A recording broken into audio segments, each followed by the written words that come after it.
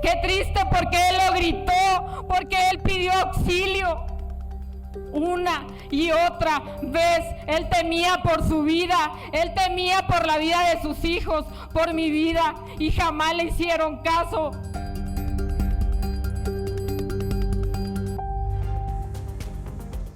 Un mes de este asesinato de Carlos Manso allá en Michoacán, en Uruapan. Sigue en llamas el estado, entre otras razones, precisamente por el ataque al alcalde de esta ciudad. Hoy hubo una misa en su memoria, la encabezó Grecia Quirós, la alcaldesa sustituta. Estuvo todo el tiempo rodeada de escoltas. Al terminar la misa, Quirós se fue a la plaza donde mataron a su esposo y ahí tiene la cantidad de resguardo para cuidar su vida. Estuvo en la plaza unos minutos, colocó flores y veladoras, se limpió las lágrimas y se fue. Buenas noches. Uruapan amaneció con este homenaje a su alcalde acribillado. Son mantas con la imagen de él, la leyenda Carlos Manso vive. Las colgaron en los puentes y vialidades de mayor tránsito de la ciudad. También se leen frases como: me chingaron por la espalda porque de frente no pudieron. No me callaron, me multiplicaron.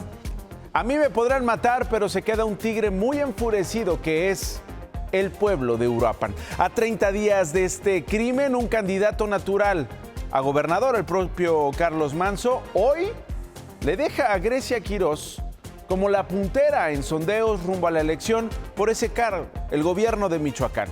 Anoche publicó Grecia Quirós en sus redes sociales este mensaje dirigido a sus adversarios, a sus críticos, a todos esos que están preocupados por nuestro movimiento. Mejor ocúpense en sus labores y déjenos trabajar.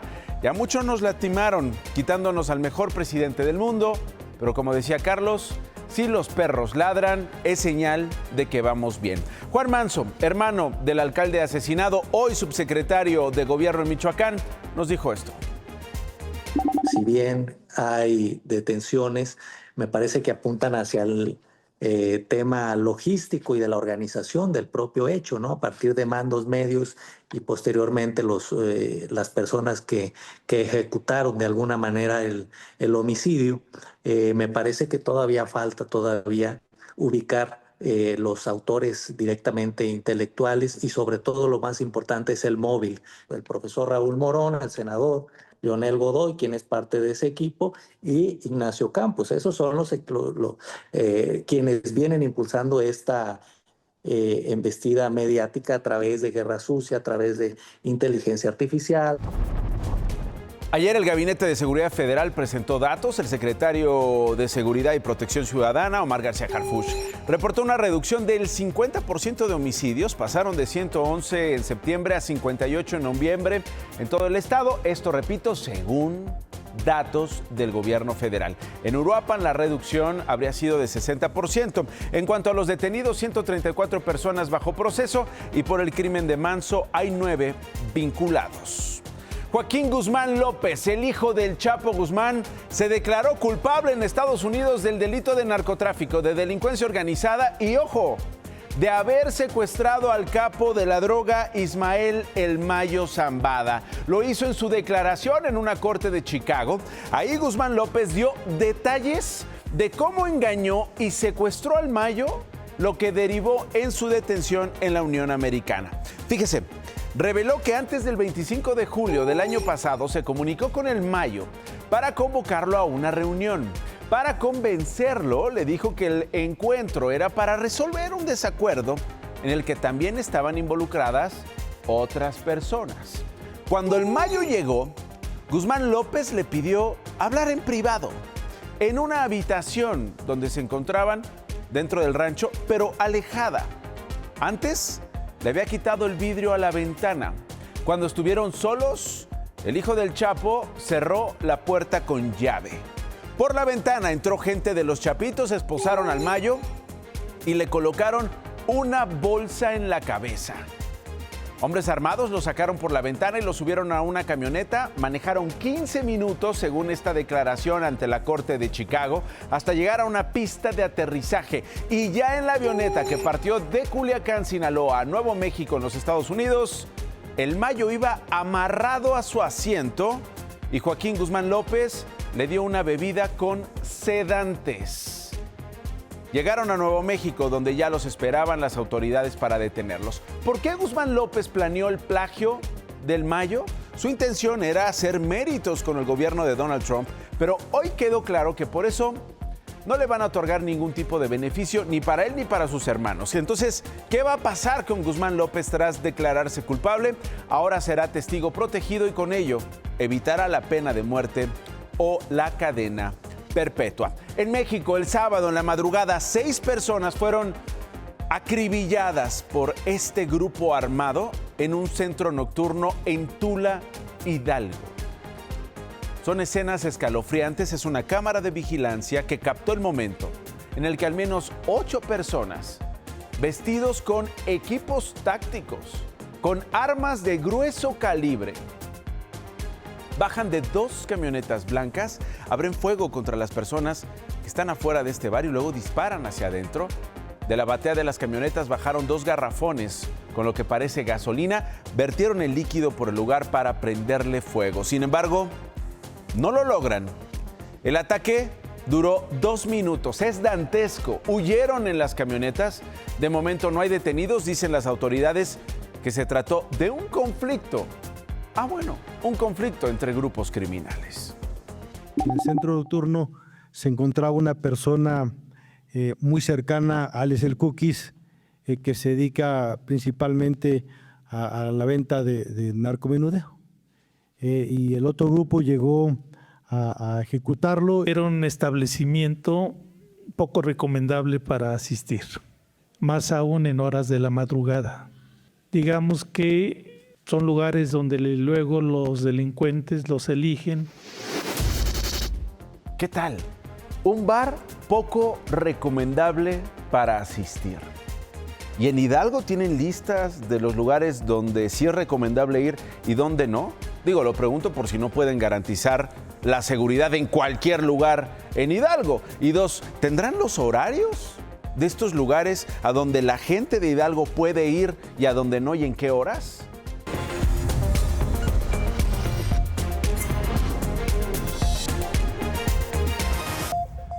La de hoy, sobre la desaparición de 2 agentes de la Secretaría de Seguridad y Protección Ciudadana Federal en Zapopan, Jalisco, gente del secretario García Harfuch. La novedad es que ya aparecieron, así se lo confirmaron esta mañana a la presidenta Claudia Sheinbaum. Vea cómo se enteró. A ver, lo que me informan, pero yo preferiría que Les voy a leer el recado que me pasaron, pero es muy importante que lo informe el secretario de Seguridad. Los 2 agentes de la Secretaría de Seguridad y Protección Ciudadana secuestrados por un grupo criminal en Jalisco fueron encontrados en buen estado de salud. Ese es el recado que me pasa Belmont en este momento.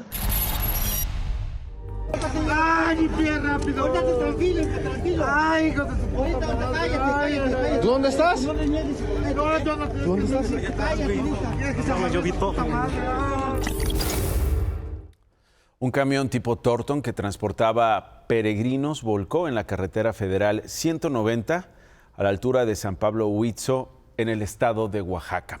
La peregrinación salió de Acatzingo, en Puebla, se dirigía al santuario de la Virgen de Juquila. Por el accidente, 6 personas resultaron heridas de manera grave. Solo el conductor y su acompañante fueron trasladados a un hospital para recibir atención médica. Autoridades oaxaqueñas pidieron extremar precauciones a quienes acudan a la fiesta de la Virgen de Juquila que se celebra el próximo 8 de diciembre. Y hay que decir lo mismo si usted va por carreteras en los próximos días, porque obviamente en estos días, rumbo a la Ciudad de México, van los peregrinos. Poco a poco comienzan a llegar a la Basílica de la Virgen de Guadalupe y hay que tener precaución cuando uno se los encuentra en la carretera. Según Protección Civil de la Alcaldía Gustavo Amadero, hasta el día de hoy, más de 250,000 peregrinos han llegado, mientras que ya se prepara la coordinación para el operativo Basílica 2025 que estará activo del 6 al 15 de diciembre. Durante este periodo se espera que lleguen por lo menos 13.5 millones de peregrinos al Templo Mariano.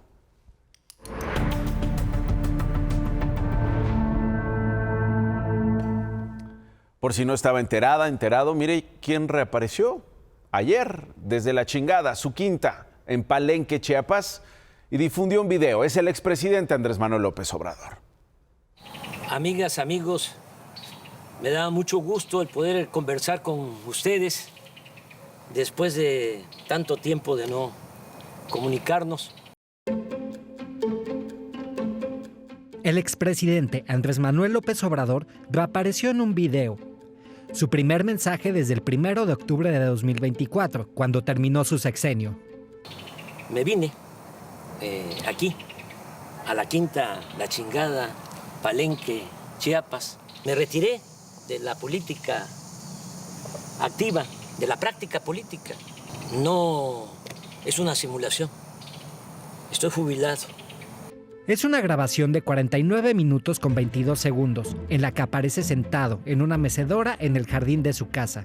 Desde ahí anuncia la publicación de su nuevo libro titulado Grandeza, un texto con el cual dice que busca reivindicar a los pueblos originarios del México antiguo. La historia de nuestras culturas, de nuestras civilizaciones, para desmontar, para echar abajo la historia que crearon, que inventaron los conquistadores, los invasores. Aquí se cuenta otra historia. El expresidente reveló que en estos 14 meses ha viajado 5 veces a la Ciudad de México de forma discreta para evitar escándalos. Habló poco sobre su gobierno y mandó un mensaje claro de respaldo a la presidenta Claudia Sheinbaum. No hay que hacerle sombra a nuestra presidenta. Ella es la que conduce y lo está haciendo muy bien. Es la mejor presidenta del mundo. El hombre que dominó por más de 6 años la agenda pública y política afirmó que solo rompería su aislamiento y regresaría a las calles por 3 razones. Si atentaran contra la democracia, saldría también para defenderla a ella. Si hay intentos de golpe de Estado, sería defender la soberanía de México. Nosotros no somos colonias de ningún país extranjero. Esta mañana, la presidenta respondió desde Palacio Nacional. Pues agradezco sus palabras, obviamente. Y bueno, afortunadamente no estamos en ninguna de las 3 circunstancias que planteó. Un abrazo de todo corazón. O sea, que se quede ahí. No hay razón, dice la presidenta, que se quede ahí.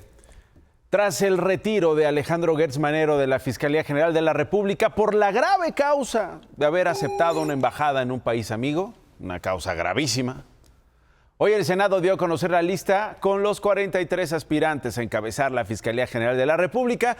Por supuesto que se inscribió Ernestina Godoy, quien es hoy la encargada del despacho de la Fiscalía. También Ricardo Peralta, quien fuera subsecretario de Gobernación. Se inscribió Hamlet García, exdiputado de Morena, integrante de la Iglesia de la Luz del Mundo. Luis Pérez de H., especialista en litigios fiscales, constitucionales y administrativos. Es la segunda vez que aspira a ser titular de la Fiscalía. Y ahí también veíamos a César Gutiérrez, que fuera candidato a la Suprema Corte. Hoy la presidenta volvió a hablar sobre la salida de Gertz. Y mire cómo estuvo el acuerdo. Pienso que se cumplió un periodo y inicia otro. Lo acordamos conjuntamente. Entonces, mis respetos y mi reconocimiento al fiscal.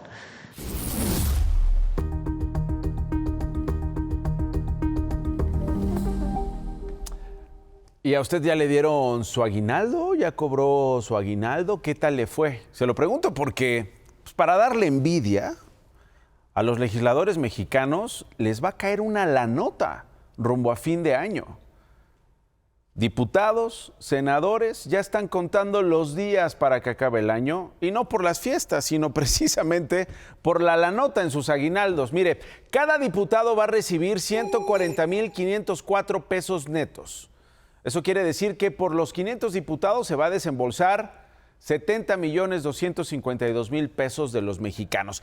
Pero no solo es el aguinaldo, ¿eh? Los diputados tienen otras prestaciones en estas temporadas navideñas. Mire cómo llega Santa Claus. Asistencia legislativa, un concepto por el que recibirán poco más de 82,000 pesos. Asistencia legislativa, ahí está. No es que asistan, sino que les ayuden, pues, porque pues, si fuera por las asistencias, supongo que habría descuentos, ¿no? Y hay que sumarle el concepto de atención ciudadana, 74,558 pesos. Así que si a usted no le atendió su diputada o su diputado, pues quéjese, porque ellos están cobrando casi 75,000 pesos por atenderle a usted. Eso quiere decir que en total cada diputado cobrará este fin de año 297,114 pesos. ¿Qué pasa con los senadores de nuestro país? Bueno, a ellos tampoco les va a ir mal. Cada uno recibirá un aguinaldo de 382,207 pesotes, lo que significa que en total los senadores tienen de presupuesto para puros aguinaldos 48,922,496 pesitos.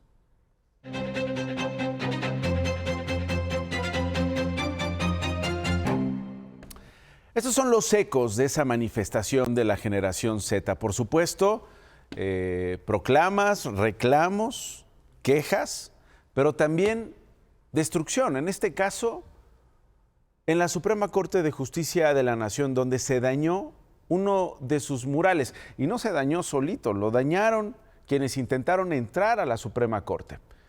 El estudio del artista creador de este mural pide mantener el vestigio de la protesta. Un clamor por la justicia de Rafael Cauduro es el mural más relevante que reviste los muros de la Suprema Corte de Justicia de la Nación por ser el acceso de ministros. Hoy está dañado. Cauduro retrató 7 crímenes mayores: represión, sobrepoblación de prisiones, procesos viciados, tortura. Y como origen, volteó al México prehispánico. Y esto que tenemos aquí se llama el Zompantli. En las lenguas originarias refiere pila de cráneos. Cráneos de prisioneros de guerra. En este mural, al menos 13 cráneos de fibra de vidrio, de 238 que había en el Zompantli, y el vitral central resultaron dañados. El 15 de noviembre la Ciudad de México vivió la marcha de la generación Z, aunque solo fueran un puñado de jóvenes. En el centro histórico hubo represión y un reclamo de justicia tras el asesinato de Carlos Manzo. La justicia, un derecho, no se implora, se conquista. Y en esa lucha, un fragmento de su historia resultó dañado, al parecer por manifestantes que utilizaron un poste de luminarias para atravesar una ventana de la planta baja. La Corte informó sobre los daños que sufrió el mural 11 días después. Ahora, esperan un dictamen técnico para su restauración y avisaron que luego buscarán al estudio Rafael Cauduro para incluirles. No hemos tenido contacto con ninguna institución correspondiente. En general, pues no se había reportado ni pues nadie sabía. Liliana Pérez, directora del estudio y viuda de Rafael Cauduro, cree que el daño podría permanecer como un vestigio de la demanda de justicia en una obra que considera viva.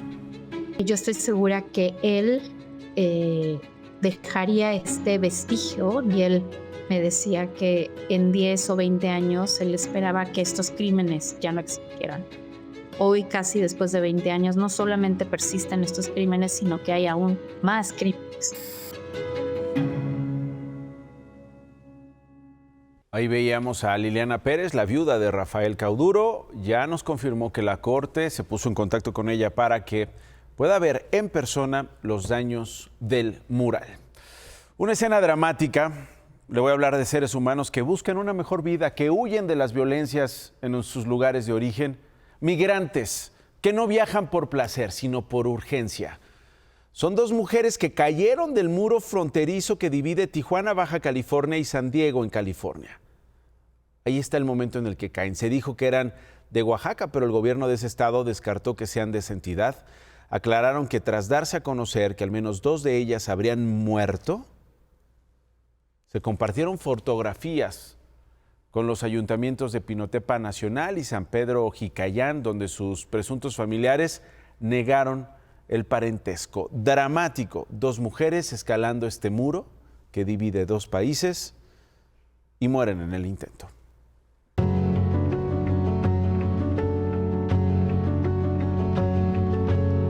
Comienza diciembre con tensiones entre los gobiernos de la Unión Americana y de Venezuela. Vea cómo ha escalado el conflicto entre ambos. Hoy no hay vuelos comerciales que garanticen la conexión del mundo con Venezuela. Así estaba hoy el espacio aéreo de Venezuela. A las 6:30 de la tarde, solo 3 aviones sobrevolaban la zona, luego de que 8 aerolíneas anunciaron la cancelación de sus operaciones por unos días ante las advertencias del gobierno de Donald Trump. La primera alerta de peligro la emitió la Administración Federal de Aviación de Estados Unidos el 21 de noviembre, ante el incremento de operaciones militares estadounidenses en cielo venezolano. En cascada, las aerolíneas Air Europa, Plus Ultra, Iberia, Turkish Airlines, Avianca, LAN, GOL y TAP cancelaron sus vuelos a Venezuela, lo que enfureció al dictador Nicolás Maduro al considerar esto un apoyo de las aerolíneas a Trump y por ello les revocó las licencias. Y eso es grave porque significa que estructuralmente Venezuela está perdiendo líneas aéreas, rutas y se está aislando. La tensión aumentó este fin de semana cuando el presidente de Estados Unidos, Donald Trump, anunció en sus redes sociales que todos, aerolíneas, pilotos, narcotraficantes y traficantes de personas, consideren que el espacio aéreo sobre Venezuela y sus alrededores permanecerá cerrado en su totalidad. Venezuela condenó lo que llamó una amenaza colonialista y un acto hostil y unilateral. Ayer el presidente Trump confirmó que sostuvo una llamada telefónica con Nicolás Maduro. I wouldn't say it went well or badly. A phone call, yeah. En Imagen Noticias de la Noche vimos que los pocos vuelos que hay a Venezuela corresponden a las empresas venezolanas Láser, Estelar y a la oficialista Conviasa. Esta última sigue operando un vuelo a Cancún, México. Venezuela tiene menos vuelos que Haití y eso es previo a esta semana. Mientras tanto, en México, integrantes de la Asociación Sindical de Pilotos Aviadores de nuestro país, ASPA, protestaron en las instalaciones de la Secretaría de Infraestructura, Comunicaciones y Transportes para rechazar la contratación de pilotos extranjeros por parte de aerolíneas mexicanas.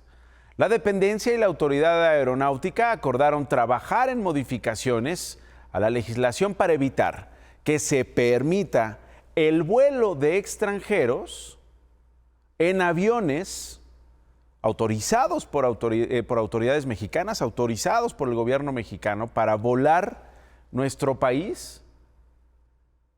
Por el momento, cerca de 100 aviadores foráneos podrán laborar hasta el 13 de enero del próximo año, cuando concluya su permiso. Bueno, el bisonte americano, esta especie que ha reconquistado nuestro país. Le tengo escenas de cómo ha crecido poco, pero ha crecido el número de estos ejemplares en el norte de la República Mexicana. 44 ya habitan en 4 ciénegas en Coahuila. Y mire, por favor, las escenas de felicidad de estos ejemplares.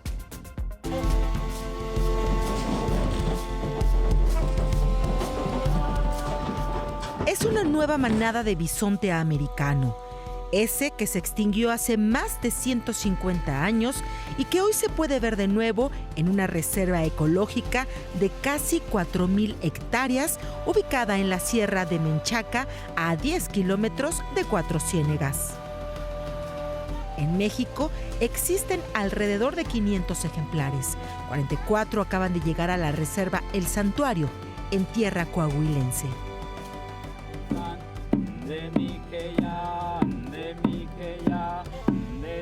Con una ceremonia tradicional, el líder de la comunidad Ndé, Juan Luis Longoria, dio la bienvenida a esta manada.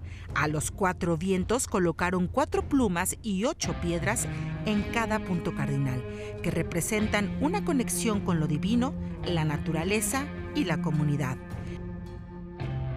Los bisontes viajaron desde Rancho El 1, reserva de la biosfera en Janos, Chihuahua.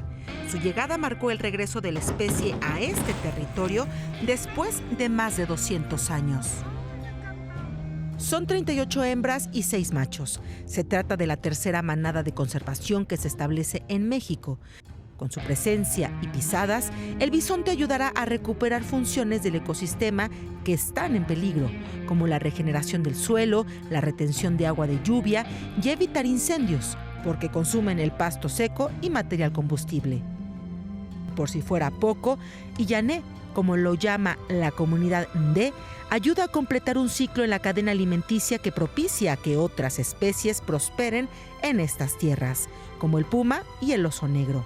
Se espera que esta tierra sea un atractivo turístico más del pueblo mágico de Cuatro Ciénegas y, sobre todo, el inicio de una fructífera reproducción de este mágico animal. Ojalá que sí, ¿eh? Un daño tremendo a esta especie, un daño tremendo a quienes en esta reserva, especies que han visto su vida comprometida, hoy tienen la esperanza con estos ejemplares que llegan para intentar mantener el equilibrio allá en Cuatro Ciénegas, en Coahuila. Voy a una pausa, regreso con más, por favor no se vaya, ya regreso. Cristian, el 30, presunto líder regional del cártel de Sinaloa en Aguascalientes, fue capturado junto con 4 cómplices. Le aseguraron 25 kilogramos de metanfetamina. El gobierno federal informó que este año los programas del bienestar beneficiaron a 32 millones de familias, con una inversión de 850,000 millones de pesos. En Honduras, el candidato conservador Nasri Asfura y el liberal Salvador Nasrallah están en empate técnico en las elecciones presidenciales. El Consejo Nacional Electoral tiene 30 días para dar a conocer... ¡Mi mamá está toda sangrada! ¡Hasta por acá! ¡Mi mamá está toda sangrada! ¡Mi hermana! Ya. ¿Qué le pasará a mi mamá? No va a pasar nada. Ay, ¿por qué tuvo que pasar eso? El viernes le mostraba las imágenes de esta explosión en Pesquería, en Nuevo León, provocada por una casa que guardaba pirotecnia de manera ilegal. Por este accidente, 4 personas murieron, entre ellos el dueño de la propiedad involucrada. Otras 5 personas siguen hospitalizadas. Se reportan daños materiales en 50 viviendas, de las cuales 2 colapsaron completamente. La investigación está en manos de la Fiscalía General de la República, quien va a realizar los dictámenes. Y una tormenta de nieve provocó esta carambola en la que se vieron involucrados 50 coches en una carretera de Indiana, en los Estados Unidos de América. Esto ocurrió el sábado. Los conductores tuvieron poca oportunidad de reaccionar cuando la visibilidad se redujo a 0 prácticamente. El tramo carretero quedó cerrado durante horas para remolcar los vehículos accidentados. Gracias por elegirnos. Buen inicio de semana. Ya viene ¿Qué importa? Hasta mañana.